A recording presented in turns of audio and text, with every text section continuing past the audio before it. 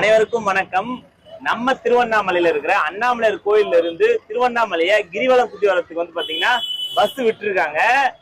இந்த பஸ்ஸோட டைமிங் என்ன, எவ்வளவு நேரம் திருவண்ணாமலைய கிரிவலம் சுத்தி வருது இந்த பஸ், எந்தெந்த கோயில்லாம் வந்து சுத்தி காட்டுறாங்க அப்படின்னு சொல்லிட்டு பஸ்ஸோட அந்த டிரைவர் கிட்டே நம்ம கேட்டு எல்லாத்தையும் தெரிஞ்சுக்கலாம். என்ன வணக்கம்ண்ணா. வணக்கம் சார்.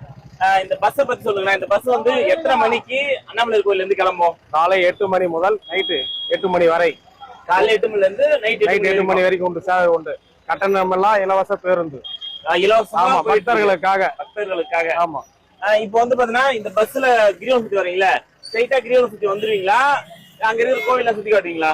ஒரு 3 லிங்கத்துல நின்று ஒரு 5 நிமிஷம் சார் டைம் கொடுத்து பார்த்துட்டு திருப்பி அவங்கள சேஃப்டியா வண்டியில ஏற்றி உட்கார வச்சு எட்டுன்னு வந்து திருப்பி ராஜ உட்கார தானே விட்டுருவோம். 3 லிங்கத்தை சுத்தி காட்டுவீங்க? ஆமா, கம்பல்சரி. ஆனா மத்த லிங்கத்தெல்லாம் டைம் இருக்கும் போது அதிகம் டைமுக்கு ஏத்த மாதிரி பண்ணுவீங்க. இந்த சேவை மக்களுக்கு எப்படி இருக்கு? சிறப்பாக இருக்கிறது. சிறப்பா இருக்கு.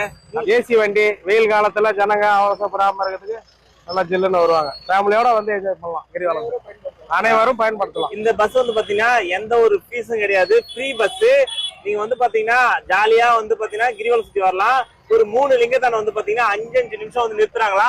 காலையில 8 மணில இருந்து இரவு 8 மணி வரைக்கும் இந்த சேவை இருக்கு.